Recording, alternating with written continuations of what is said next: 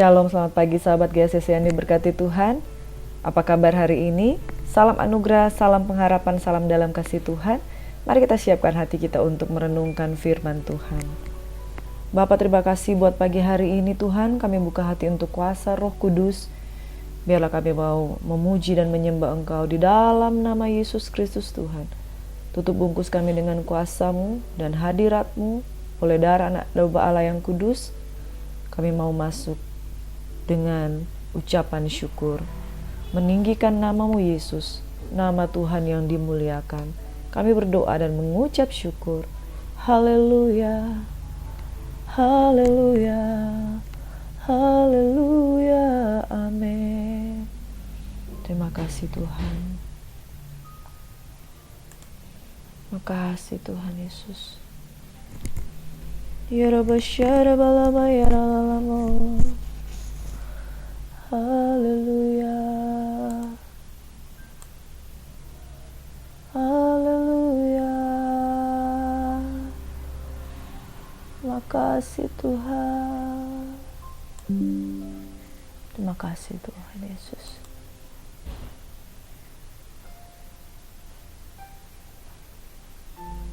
Ya Rabba syara balabala. Engkau memberkati aku, oh Yesus.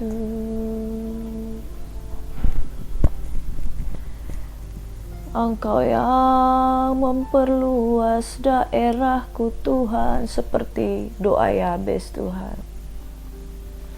Ya Rabba syarabata karabalaba ya rabbalabase. Haleluya, haleluya.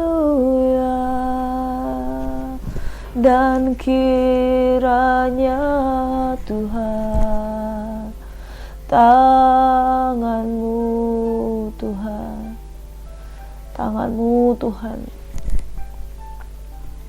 tangan-Mu yang selalu mengangkat, menolong, memperkuat kami Tuhan. Tangan-Mu yang melepaskan kami Tuhan dari mara bahaya, pencobaan, malapetaka Tuhan. Amin. Sehingga Tuhan, kesakitan tidak menimpa kami Tuhan. Oh haleluya. Ini doa kami dengan iman Bapa.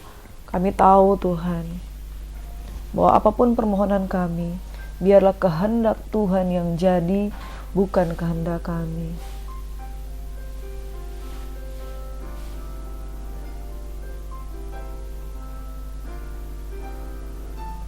Kiranya Tuhan,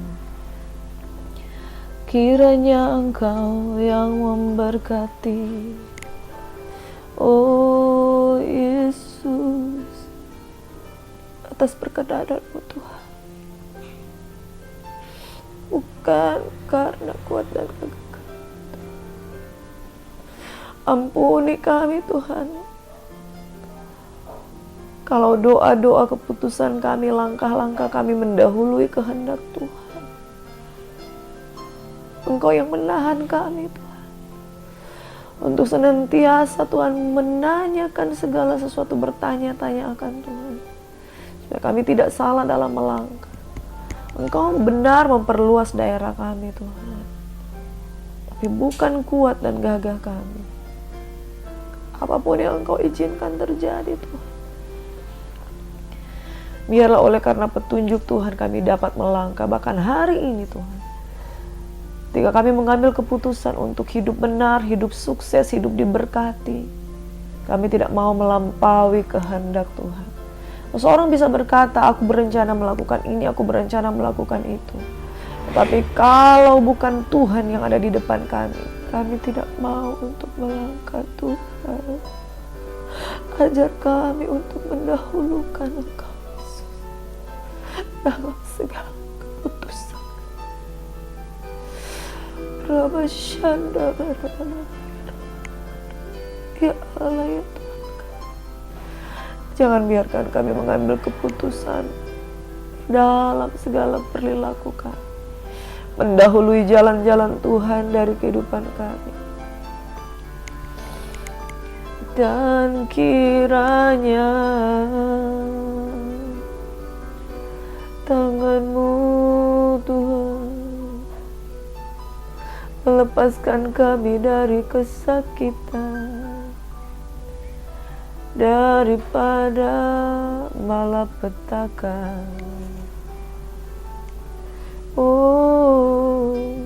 Sehingga kesakitan tidak menimpa,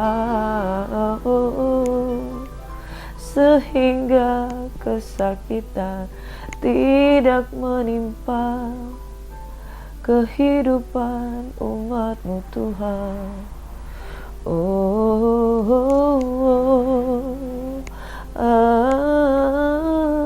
Amin. Ya Rabashanda Batakarab, Ya Rabashanda Batakarab, Ya Rabashanda Ralalabashanda Barabalabala, Ya Rabasanda Bayarabalabasi. Haleluya, haleluya Yesus. Saat ini kami mau mendengarkan firman-Mu Tuhan. Firman-Mu pelita bagi kaki kami, terang bagi jalan kami Tuhan. Waktu ku bimbang dan takut Tuhan, Engkau tetap bersamaku. Takkan ku takut Yesus, takkan ku takut bila Kau besertaku.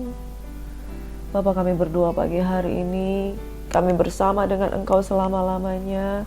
Kami tidak melangkah sendiri, kami mendahulukan Tuhan. Ampuni kami Tuhan kalau kami memiliki keputusan-keputusan yang mendahului kehendak-Mu. Tetapi biarlah kehendak Tuhan yang jadi, bukan kehendak kami. Kami berdoa Bapa, tiap langkahku diatur oleh Tuhan dan firman-Mu menjadi pelita bagi kaki kami. Kami belajar Tuhan, dan mau belajar dan mau belajar dan mau belajar Tuhan. Biarlah keputusan Tuhan yang terlaksana dalam kehidupan kami. Manusia hanya mereka-reka, manusia hanya mengira-ngira, namun keputusan Tuhanlah yang terlaksana.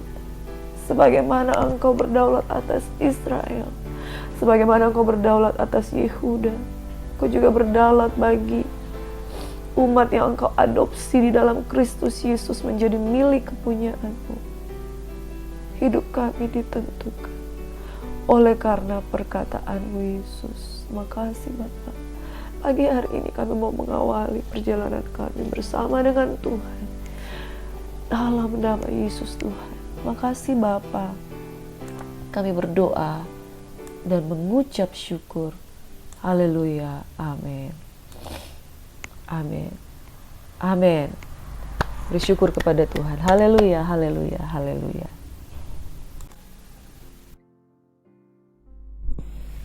Mari saudara yang diberkati, pagi hari ini ketika kita memulai segala sesuatu dengan memuji, menyembah, di dalam penyembahan kita merasakan kasih Tuhan yang luar biasa. Namun saya tetap menyarankan saudara, mungkin lewat channel ini kami tidak bisa waktu yang lebih panjang.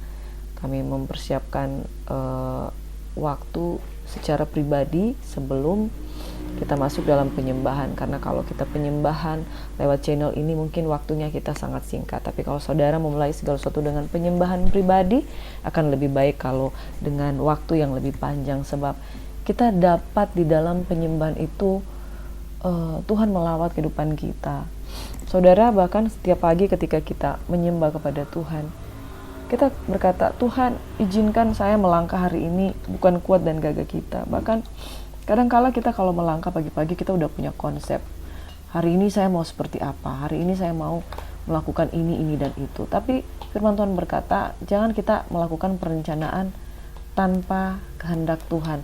Kita mau berencana, saya mau ke kota Anu, saya mau ke kota ini, dan kita tidak melibatkan Tuhan. Alangkah lebih baik saudara kalau kita berkata, kalau Tuhan izinkan, kalau Tuhan kehendaki saudara, kalau Tuhan kehendaki kita melangkah, kalau Tuhan kehendaki kita pergi dan melangkah. Itu sebabnya di dalam doa saudaraku yang diberkati oleh Tuhan kita Yesus Kristus, biarlah kita katakan, Tuhan saya mau melakukan ini, tapi bukan kehendakku yang jadi, tapi Engkau yang mendahului kami. Saudara yang diberkati oleh Tuhan kita Yesus Kristus, pagi hari ini saya merasakan dalam hati saya, Tuhan, seringkali kita kalau mau melangkah, kadang kayaknya kita udah mengambil keputusan duluan, kita mau melakukan ini, kita mau melakukan ini, kita mau melakukan itu. Tapi Tuhan ingatkan saudara, hari ini dan seterusnya, kalau kita mau melangkah, jangan melangkah sendiri, tapi libatkan Tuhan di dalam perencanaan. Amin. Pagi hari ini bukankah kita sudah memulai segala sesuatu dengan doa? Dengan doa kita berkata, Tuhan, ambil alih keputusan-keputusan saya, supaya keputusan saya itu tidak mendahului kehendak Tuhan dalam kehidupan kita. Amin. Saudara yang diberkati oleh Tuhan kita Yesus Kristus, pagi hari ini kita akan membaca 5 pasal dari firman Tuhan yang ada. Amin.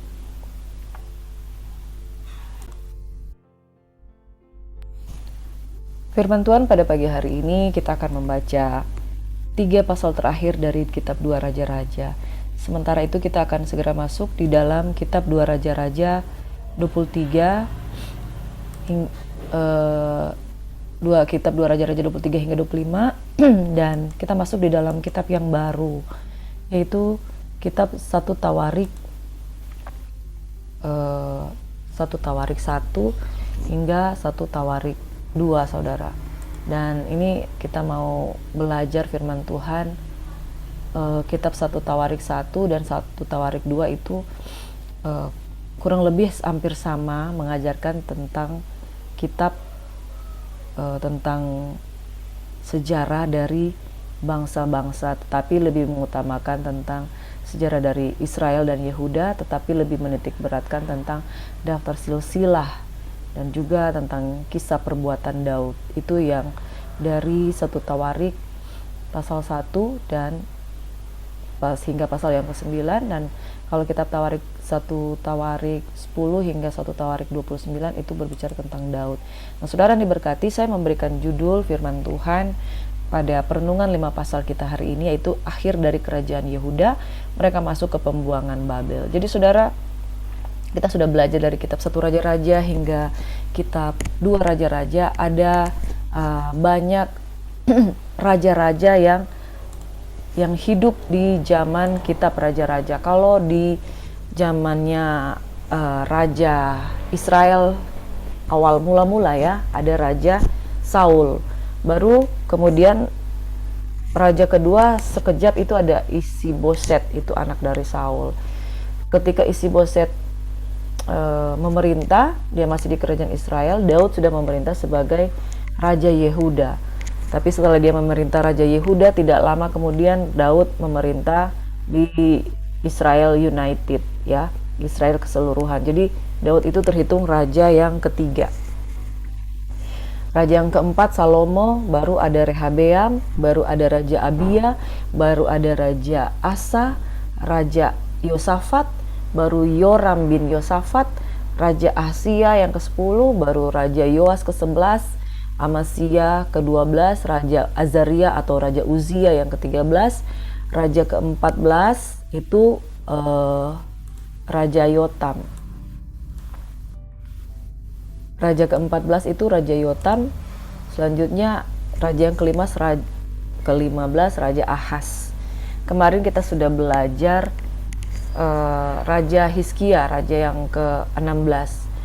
Setelah Hizkia ada anaknya yang lahir di 15 tahun perpanjangan umurnya, yaitu 17 Raja Manasye. Baru ada 18 Raja Amon. Dan kemarin kita sudah belajar sampai Raja Yosia, raja yang ke-19, saudara.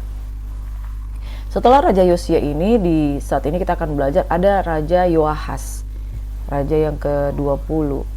Baru ada raja, setelah itu ada raja yang disebut Yoyakim, raja ke-21. Setelah Yoyakim ada Yehonya yang disebut juga dengan Yoyakin. Dia adalah raja terakhir yang kemudian terjadi pembuangan di Babel. Setelah dia ada diangkat seorang gubernur Sedekia, raja yang ke-23, tapi kemudian dia mati dibunuh. Raja yang diangkat oleh Babel, dia mati dibunuh. Dan selanjutnya ada bupati yang terakhir diangkat yaitu Gedalia, saudara. Jadi ada kurang lebih 23 raja di kerajaan Yehuda. Kurang lebih 23 itu dihitung dari Raja Saul dan Ishiboset, kurang lebih 23. Jadi kalau mau bilang Raja Yehuda itu sendiri, kita dihitung dari Rehabeam. Tapi kita hitung kalau dari silsilah Saul, dari Saul itu ada 23 kerajaan. Kalau dari suku Yehuda itu sendiri itu dari Daud. Jadi ada 21. Ya kurang lebih seperti itulah, saudara. Intinya itu keturunan dari kerajaan Yehuda. Kerajaan Israel itu sendiri, kerajaan Israel setelah terpecah, kerajaan Israel itu setelah terpecah itu dimulai dari Rehabeam. Kerajaan Israel setelah terpecah, Yehuda, Rehabeam, tetapi Israel itu Yerobeam. Setelah Yerobeam itu ada anaknya Nadab. Dari Nadab itu terjadi kudeta atau pengambil alihan, perpindahan kekuasaan dengan mereka merebut kekuasaan itu Baesa. Lalu Baesa Ela, baru ada setelah Ela perebutan kekuasaan juga oleh Zimri yang hanya beberapa hari, sekitar 7 hari. Dari Zimri pengambilan kekuasaan juga oleh Omri. Omri ini menurunkan langsung ke anaknya Ahab. Dari Ahab menurunkan langsung ke anak-anaknya Ahasia. Kemudian dari Ahasia diturunkan kepada Yehu dengan cara pengambilan kekuasaan juga. Yerobeam, Nadab, Baesa, Ela, Zimri, Omri, Ahab, Ahasia, baru Yehu, baru Yoahas ke anaknya, dari Yoahas ke anaknya Yoas, baru Yoas ke anaknya ada Yerobeam 2. Yerobeam 2 ke anaknya Zakaria, itu sudah ke-13. Dari Zakaria perpindahan kekuasaan peralihan kepada Salum, dari Salum kepada Menahem, dari Menahem kepada Pekahya, dari Pekahya kepada Pekah, dari Pekah kepada Hosea. Jadi kurang lebih ada 18 ya, saudara. 1, 2, 3, 4, 5, 6, 7, 8, 9, 10, 11, 12, 13, 14, 15, 16, 17, 18 saudara. 18 raja Israel, dan mereka lebih dahulu mengalami kejatuhan dan dibuang ke Asyur. Nah, pada saat ini kita akan belajar 6 raja terakhir yang ada di bangsa Yehuda. Mereka masuk ke dalam pembuangan di Babel. Puncak pemberontakan mereka ternyata ada di Raja Manasye. Kemarin kita sudah belajar tentang Hizkia yang berkenan di mata Tuhan sebagaimana layaknya Daud, tetapi ternyata dia nggak prepare, dia nggak membuat legacy untuk anaknya, dia nggak menurunkan imannya, pengenalan akan Tuhan kepada anaknya. Apa yang terjadi, saudara? Alhasil anaknya menjadi salah satu raja, dan puncaknya ada pada Manasye, di mana Tuhan benar-benar murka kepada Yehuda. Sekalipun setelah Manasye itu ada raja yang dibangkitkan Tuhan, jahat juga, Amon. Setelah Amon itu ada Yosia. Pada zaman Yosia ini yang kita belajar kemarin, sempat belajar, dia menemukan kitab Taurat melalui Imam Hilkia yang menemukan kitab Taurat tersebut. Kitab Taurat tersebut itu mengakibatkan pembaharuan yang begitu besar di dalam kehidupan bangsa Yehuda. Pembaharuan yang begitu besar ketika Yosia dengan sungguh-sungguh berespon terhadap kitab Taurat. Dia membaca, bahkan dia membuat Paskah yang sudah lama tidak dibuat pada waktu itu di kerajaan Yehuda, dan dia melakukan pembaharuan yang besar-besaran. Bahkan dia menjauhkan patung-patung yang dibuat Salomo pada waktu itu. Dia menjauhkan bukit-bukit pengorbanan. Jadi saudara yang diberkati, akhir dari kitab kehidupan kerajaan Yehuda, sebetulnya Yosia sempat melakukan pembaharuan yang sungguh besar. Mari kita lihat, saudara, di kitab 2 Raja-Raja 23 hingga 25. Di kitab 2 Raja-Raja 23 itu ada raja-raja terakhir Yehuda. Ada 6 raja terakhir Yehuda yang memberikan sebuah dampak yang baik bagi Yehuda, yaitu diantaranya satu orang, yaitu Yosia. Di 6 raja yang terakhir ini kemudian bangsa Yehuda itu kemudian benar-benar diangkut ke pembuangan. Raja yang terakhir itu ada Yosia. Ketika dia menemukan kitab Taurat itu, dia memberi perintah kepada imam besar Hilkia dan kepada para imam untuk mengeluarkan dari bait Tuhan segala perkakas yang telah dibuat untuk Baal dan Asyera, untuk segala tentara langit dibakar. Dibakar semua di luar kota Yerusalem di padang Kidron. Ia berhentikan para dewa asing yang telah diangkat orang Yehuda untuk membakar korban di bukit pengorbanan. Jadi dari imam-imam sampai penyembahan-penyembahan berhala, patung-patung itu semua dibereskannya. Tiang-tiang berhala yang sudah dibuat di dalam rumah Tuhan dibawa keluar dari kota Yerusalem ke sungai Kidron, dibakar, bahkan ditumbuknya halus menjadi abu. Abunya dicampakkan di atas kuburan rakyat jelata. Jadi benar-benar pada zaman Yosia ketika dia menemukan kitab Taurat itu, saudara, dia melakukan pembaharuan yang luar biasa. Ia merobohkan petak-petak pelacuran bakti yang ada di rumah Tuhan, tempat orang perempuan bertenun sarung untuk patung Asyera yang mereka sembah. Waduh, jadi memang kalau dipikir-pikir ini memang bait suci yang dibuat Salomo untuk Tuhan, tapi ternyata sudah menjadi kuil penyembahan berhala. Gimana Tuhan gak sakit hati ya, saudara? Coba lihat, baca sendiri, saudara, di pasal 1 hingga pasal 30, pembaharuan yang dilakukan oleh Raja Yosia. Kalau baca, saya capek juga membacanya. Begitu banyaknya ya mereka mengimplementasikan pemberhalaan di dalam rumahnya Tuhan.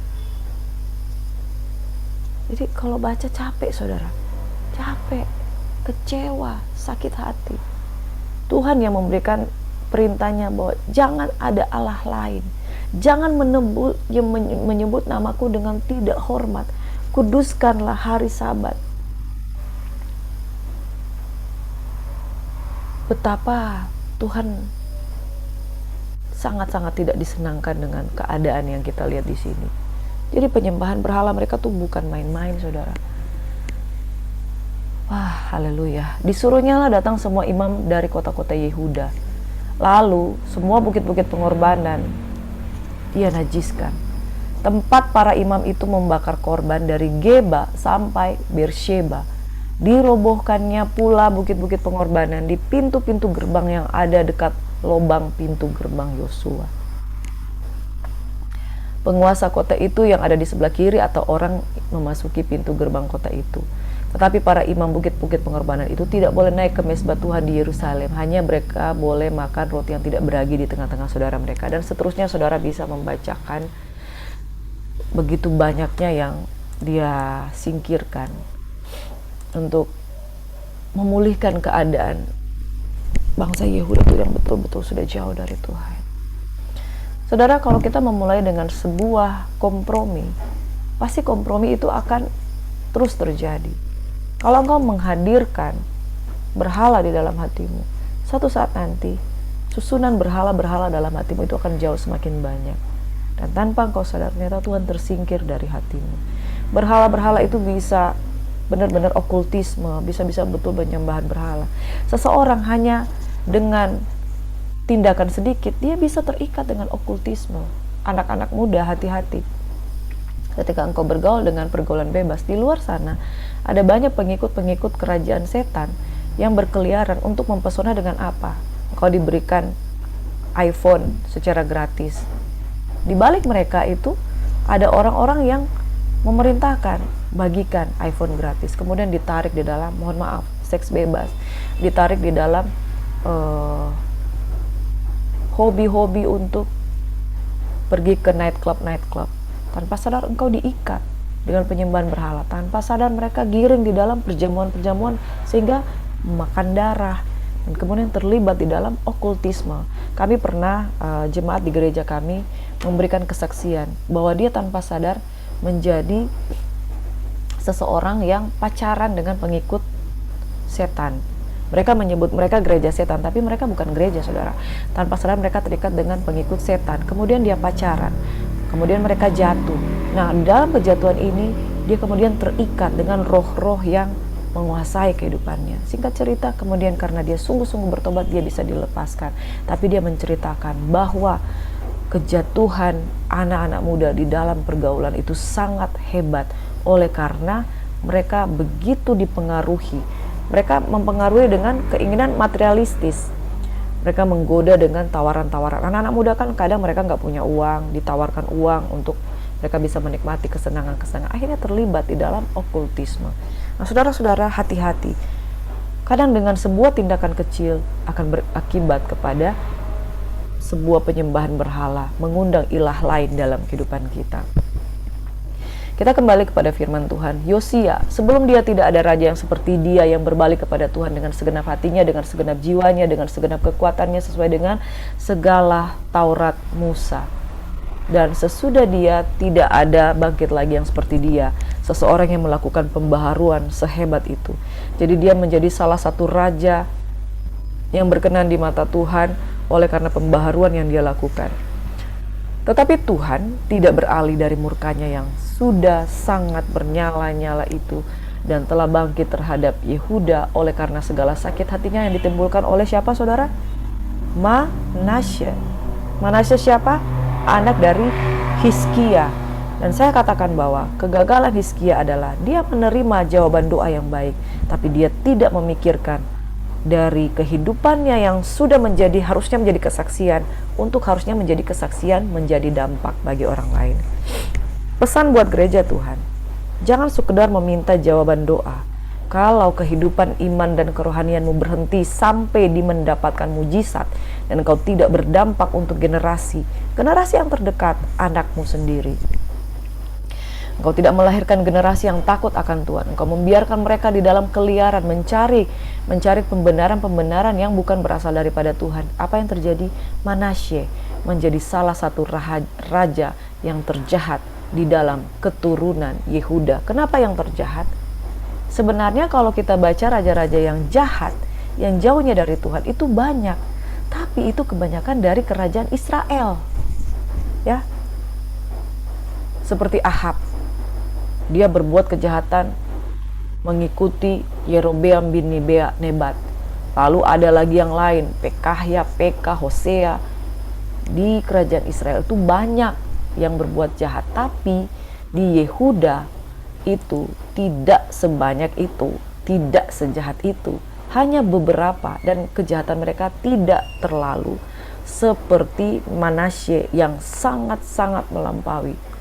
Akibatnya, kenapa Manasye bisa sejahat itu? Karena Hizkia mengizinkan Babel itu masuk, mengintip kerajaannya. Dari semua harta yang dia miliki, emas yang dia miliki, tidak ada satupun yang tidak diperlihatkan. Ketika Yesaya menegur Raja Hizkia, apa katanya? Baik perkataan yang kau sampaikan itu. Dalam hatinya, asal ada keamanan di dalam pada zamanku. Dia nggak peduli, saudara. Pesan Tuhan, saudara, jagalah generasimu agar benar-benar takut akan Tuhan. Raja yang berikutnya, raja setelah Yosia adalah Yoahas. 23 tahun pada waktu ia menjadi raja dan 3 bulan lama memerintah, ibunya Hamutal binti Yeremia dan Libna. Ia melakukan apa yang jahat di mata Tuhan seperti yang dilakukan oleh nenek moyangnya. Sampai di sini kita lihat bahwa kejahatan itu ternyata berlanjut. Firaun Neko atau Raja Mesir mengurung dia di Riblah di tanah Hamat supaya jangan ia memerintah di Yerusalem. Lagi Firaun membebankan kepada negeri itu denda sebesar 100 talenta perak dan 10 talenta emas. Jadi bangsa-bangsa lain sudah semakin banyak menggerogoti Yehuda. Setelah itu ada Yoyakim, Raja Yehuda. Firaun Neko mengangkat Eliakim, anak dari Yosia, menjadi raja menggantikan Yosia ayahnya dan menukar namanya dengan Yoyakim. Tetapi Yoahas dibawanya. Yoahas tiba di Mesir dan mati di sana. Yoyakim memberikan emas dan perak itu kepada Firaun, tetapi ia menarik pajak dari negeri supaya dapat memberi uang itu sesuai dengan titah Firaun. Ia menagih emas dan perak dari rakyat negeri, dari setiap orang yang menurut jumlah ketetapan pajaknya untuk memberikannya kepada Firaun Neko. Ia berumur 25 tahun waktu menjadi raja dan 11 tahun lamanya memerintah di Yerusalem. Nama ibunya ialah Sebuda binti Pedaya dari rumah. Ia melakukan apa yang jahat. Jadi sama saja, saudara. Ia melakukan apa yang jahat seperti yang dilakukan oleh nenek moyangnya. Kejahatan itu terus berlanjut sehingga murka Tuhan itu semakin menebal. Singkat cerita, di dalam zamannya majulah berperang Raja Babel, Nebukadnezar. Lalu Yoyakim menjadi takluk kepadanya 3 tahun lamanya. Jadi Raja Babel itu menguasai dulu ya Yehuda 3 tahun. Kemudian Yoyakim berbalik memberontak. Lalu Tuhan menyuruh gerombolan Kasdim, Aram, Moab, Bani Amon melawan Yoyakim. Artinya di sini sudah atas izin Tuhan Yehuda diserang. Seperti pada zaman hakim-hakim, ketika bangsa Israel mengalami kejatuhan, atas izin Tuhan bangsa-bangsa lain menyerang bangsa Israel. Yehuda dilawan oleh Tuhan sendiri. Ia menyuruh mereka melawan Yehuda untuk membinasakannya sesuai dengan firman Tuhan yang diucapkannya dengan perantaraan para hambanya, yaitu para nabi. Sampai di sini tidak dapat terbendung lagi bahwa kemurkaan Tuhan, Dia izinkan bangsa-bangsa lain menyerang Yehuda. Yehuda menuju kehancuran. Sungguh hal itu terjadi pada Yehuda sesuai dengan titah Tuhan yang menjauhkan mereka dari hadapannya oleh karena dosa-dosa Manasye. Kalau di Israel selalu diukur dengan dosa-dosa Yerobeam bin Nebat. Tapi di Yehuda diukur dengan kejahatan dari Manasye, seorang anak yang lahir oleh karena mujizat ketambahan usia dari ayahnya, tapi dia tidak mengenal Tuhan. Dan juga oleh karena darah orang yang tidak bersalah yang telah ditumpahkannya, sebab ia telah membuat Yerusalem penuh dengan darah orang yang tidak bersalah, dan Tuhan tidak mau mengampuni Manasye. Yoyakin, raja selanjutnya. Yoyakin mendapat perhentian bersama-sama dengan nenek moyangnya, maka Yoyakin, anaknya menjadi raja menggantikan dia. Raja Mesir tidak lagi keluar berperang dari negerinya, sebab Raja Babel telah merebut segala yang termasuk di wilayah Mesir, mulai dari sungai Mesir sampai ke sungai Efrat. Yoyakin berumur 18 tahun pada waktu ia menjadi raja, dan 3 bulan lamanya ia memerintah di Yerusalem. Nama ibunya ialah Nehusta binti Elnatan dari Yerusalem. Ia melakukan apa yang jahat di mata Tuhan seperti yang dilakukan ayahnya. Pada waktu itu majulah orang-orang Nebukadnezar, Raja Babel, menyerang Yerusalem, kota dikepung. Wah, saudara, gempuran bagi kota Yerusalem. Juga Nebukadnezar, Raja Babel, datang menyerang kota itu sedang orang-orangnya mengepungnya. Lalu keluarlah Yoyakin, Raja Yehuda, mendapatkan Raja Babel. Ia sendiri, ibunya, pegawai-pegawainya, para pembesarnya, dan pegawai-pegawai istananya. Raja Babel menangkap dia pada tahun ke-8 dari pemerintahannya. Israel pun runtuh, saudara. Kejatuhan kerajaan Yehuda mengikuti kejatuhan kerajaan Israel. Selanjutnya ada Sedekia, Raja Yehuda. Kerajaan Yehuda runtuh. Sedekia berusia 21 tahun waktu ia menjadi raja, dan 11 tahun ia memerintah di Yerusalem. Nama ibunya ialah Hamutal bin Yeremia dari Libna. Ia melakukan apa yang jahat di mata Tuhan dan tepat seperti yang dilakukan oleh Yoyakim.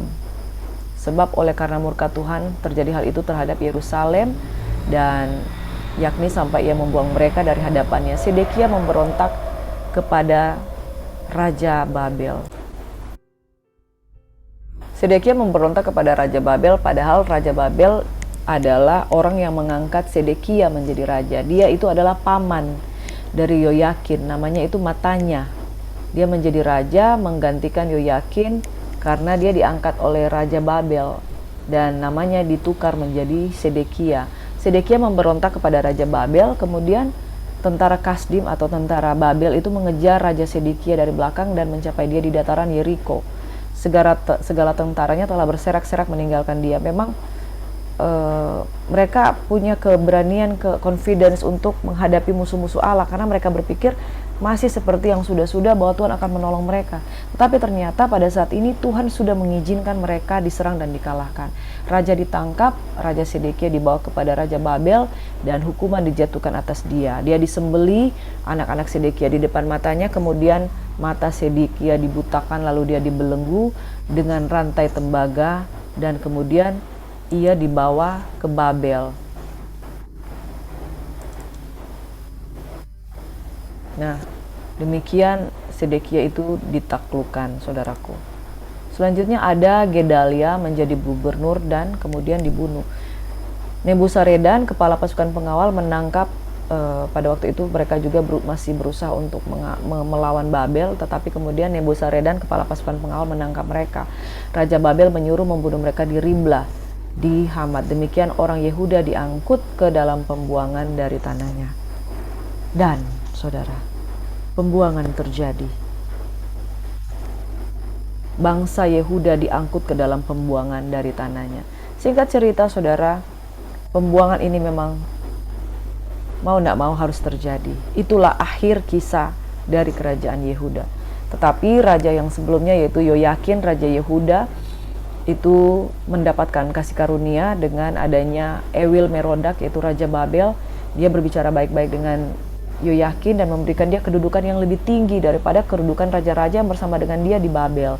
Ia diizinkan boleh mengganti pakaian penjara, boleh makan roti di hadapan raja selama hidupnya, dan dia mendapatkan uang belanja. Raja memberikan kepadanya sekedar yang perlu tiap-tiap hari selama hidupnya.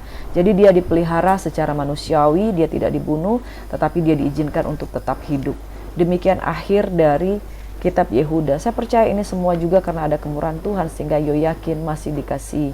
Dan kerajaan Yehuda ada di pembuangan, di akhir kehidupan mereka. Nah, di dalam 2 Raja-Raja kita mengakhiri dengan kisah ini bahwa kerajaan Yehuda runtuh karena kejahatan yang memuncak pada zaman Manasye. Masih dilanjutkan dengan kejahatan dari Raja-Raja Yoakim dan juga Raja Yoahas, dan ditutup dengan luar biasa dengan pembuangan di Babel. Demikian saudara, kitab 2 Raja-Raja. Kita akan masuk di dalam kitab yang berikutnya, latar belakang sejenak dengan kitab Tawarik. Nah, sejarah di kitab Tawarik ini kita akan pelajari, namun sebelumnya saya akan mengulang bahwa pembuangan bangsa Babel itu terjadi dalam 3 tahap. Dalam tahap pertama di tahun 605 sebelum Masehi, yaitu tahap di mana kalangan bangsawan muda Yehuda termasuk Daniel itu dibuang ke Babel. Tahap kedua 597 sebelum Masehi, ada sekitar 11.000 orang buangan lagi, termasuk Yeskiel, itu jadi secara bertahap diangkut perlahan-lahan pergi ke Babel. Mulai dari zamannya Daniel, kemudian ada zamannya Yeskiel, dan tahap ketiga 586 sebelum Masehi itu ada penduduk Yehuda yang tersisa diangkut, kecuali Yeremia dan rakyat yang paling miskin. Nah, kita masuk di dalam kitab 1 Tawarik. Tawarik ini terjemahannya itu artinya dalam bahasa Ibrani Divrei Hayamim, atau dia merupakan kronologis, catatan harian, kronik atau sejarah yang dikumpulkan kemudian dibuat genealogi silsilah. Kitab ini terbentuk dalam bentuk catatan harian atau kronik yang ditunjukkan dengan pencatatan sejarah bangsa Israel dari mulai kisah penciptaan, yaitu mulai dari Adam sampai masa pembuangan di Babel, yaitu Raja Yoyakin. Kitab garis besar dalam kitab ini meliputi 1 Tawarik 1 hingga 1 Tawarik 9, yaitu daftar silsilah dari orang Israel. Israel masih united, masih unity, dimulai dari Adam hingga suku-suku Israel pada masa raja-raja, beserta beberapa daftar dengan topik tertentu seperti daftar kepemilikan kota oleh orang-orang Lewi dan daftar penyanyi dalam rumah Tuhan. Di bagian yang kedua dikisahkan tentang kisah perbuatan Daud, itu dari pasal 10 hingga pasal yang ke-29 di kitab 1 Tawarik. Setelah riwayat singkat mengenai akhir hidup Saul, kitab ini kemudian menceritakan pencapaian dan keberhasilan pada masa pemerintahan Raja Daud, dimulai dari waktu ia naik tahta hingga ketika ia mangkat. Nah, saudara yang diberkati oleh Tuhan kita Yesus Kristus, dari sini kita pelajari ya saudara, bahwa keberhasilan pada pemerintahan Raja Daud dimulai pada waktu ia naik tahta sehingga ketika ia mangkat, itu kisah-kisah yang luar biasa dari Raja Daud. Nah, silsilah pada kitab 1 Tawarik, yaitu di 1 Tawarik 3 ayat 17 hingga 24, memuat keturunan Raja Yoyakin. Tampaknya meliputi 6 generasi buangan. Jadi kurang lebih Alkitab ini diasumsikan, kitab 1 Tawarik ini ditulis kurang lebih pada 400 sebelum Masehi. Itu tampaknya meliputi 6 generasi buangan. Nah, saudara, singkat cerita, riwayat-riwayat yang ada di kitab Tawarik itu kurang lebih menceritakan sudut pandang lain dibandingkan kupasan dari kitab 1 dan 2 Raja-Raja. Nah, kalau di kitab 1 Tawarik ini, bahwa sekalipun kerajaan Israel dan Yehuda ditimpa kemalangan, tapi ada satu bukti penyertaan Tuhan di mana Tuhan masih memegang janjinya kepada bangsa itu karena rencananya untuk umatnya yang tinggal di Yehuda. Penulisan dari kitab ini menekankan bahwa ada hal-hal besar yang telah dicapai Daud dan Salomo. Juga ada pembaharuan-pembaharuan yang diusahakan oleh Raja Yosafat, Raja Hizkia, dan Raja Yosia juga karena masih ada orang-orang yang tetap setia menyembah Allah. Jadi di sini kita melihat bahwa janji Tuhan bahwa engkau dan seisi keluargamu itu akan tetap ada keturunanmu akan tetap ada di mataku. Tuhan berusaha keep the promise about that di dalam kitab Tawarik ini. Nyata benar bahwa oleh karena janji Tuhan kepada Daud, dia memelihara kehidupan bangsa Yehuda ini. Yang kedua, sudut pandang lain dari kitab 2 Tawarik ini, kita sudah belajar di 1 Raja-Raja dan 2 Raja-Raja, tapi sudut pandang yang lain dari kitab 1 Tawarik ini, bahwa sesungguhnya asal mula upacara ibadat di Bait Allah di Yerusalem, terutama mengenai susunan jabatan imam, orang-orang Lewi yang bertugas dalam upacara ibadat itu. Dan sekalipun bait suci itu yang sangat megah itu dibangun oleh Salomo, tetapi dalam kitab Tawarik ini Daud dikemukakan sebagai pendiri yang sesungguhnya dari bait Allah itu dan upacara-upacara ibadatnya. Jadi penekanan bahwa Daud itu yang betul-betul yang mendirikan ibadahnya. Kalau Salomo rumahnya, kalau Daud itu ibadahnya. Dan bagaimana kita akan belajar banyak tentang Daud, sikap Daud, mengapa dia disukai oleh Tuhan, karena memang dia sungguh-sungguh memberikan ibadat yang seperti yang saya selalu bilang beberapa hari yang lalu di pengajaran-pengajaran bahwa Daud sangat disukai dan dikenan Tuhan. Singkat cerita saudara, silsilah dari penciptaan sampai masa hakim-hakim itu juga diceritakan di sini. Nah, kita masuk di dalam kitab Tawarik 1 Tawarik 1 hingga 1 Tawarik 2. Secara cepat saya akan bilang bahwa daftar keturunan Adam sampai Abraham itu ada di pasal 1 ayat 1 hingga 27. Saudara-saudara boleh baca ya. Juga keturunan Abraham dari ayat 28 hingga ayat yang ke-33. Lalu ada keturunan Esau di ayat 34 hingga ayat yang ke-42. Ada keturunan Esau, dia melahirkan Raja-Raja Edom. Raja-Raja Edom ada di ayat 43 hingga ayat yang ke-54. Selanjutnya keturunan dari Yehuda, kurang lebih raja-rajanya yang sudah saya jelaskan beberapa waktu lalu di kitab 1 dan 2 Raja-Raja, keturunan-keturunan Raja-Raja. Tapi lebih detail lagi, keturunannya ini dijabarkan di ayat 1 hingga 55. Jadi tawarik, kronologis, genealogi, keturunan dari Adam hingga kemudian suku Yehuda yang kemudian berakhir di pembuangan di Babel. Nah, saudara, demikianlah renungan kita tentang pagi hari ini 5 pasal pada hari ini. Dan saudara-saudara juga terus boleh membacanya supaya kita jangan terlewatkan makanan rohani kita pada pagi hari ini. Yang saya akan tutup dengan firman Tuhan yang seperti ini, saudara, di dalam Roma 9 ayat 25 hingga 28 berkata, seperti yang difirmankannya juga dalam kitab Nabi Hosea, yang bukan umatku akan kusebut umatku, dan yang bukan kekasih, kekasih. Kejatuhan dari bangsa Israel membuka peluang bagi kita, orang-orang yang di luar Israel, diangkat, diadopsi menjadi anak dan umat. Ayat 26, di tempat di mana kamu akan dikatakan kepada mereka, kamu ini bukanlah umatku, di sana akan dikatakan kepada mereka, anak-anak Allah yang hidup. Amin. Engkau dan saya teradopsi di dalam Tuhan untuk menjadi anak-anak kerajaan. Dan Yesaya berseru tentang Israel, sekalipun jumlah anak Israel seperti pasir di laut, namun hanya sisanya akan diselamatkan. Sebab apa yang telah difirmankannya akan dilakukan Tuhan di atas bumi, sempurna dan segera. Kita lihat bahwa di kitab Raja-Raja, ketika Tuhan murka, dia melepaskan nubuat, melepaskan kata-kata hukuman, dan dia melakukannya. Dan ketika dia melepaskan janji, dia menjaganya, dan dia membuat rencana itu tergenapi. Firman Tuhan akan dilakukan Tuhan di bumi ini sempurna dan segera. Oleh karena Israel menyimpang, maka lahirlah umat Tuhan yang dulunya bukan umat menjadi umat Tuhan, yaitu kita di dalam Kristus Yesus. Dan oleh karena janji Tuhan, keturunan Yehuda yang tetap dipelihara oleh Tuhan, yang kemudian melahirkan Yesus Kristus sebagai juru selamat yang menyelamatkan kita, saudara. Saya mau katakan, bukti dari 2 raja-raja ini kita lihat bahwa kalau Tuhan tegur, dia pasti akan tegur dan memberikan hukuman. Dan kalau Tuhan berjanji memberkati, Dia betul-betul akan memberkati. Peluang keselamatan ada di dalam kehidupan kita.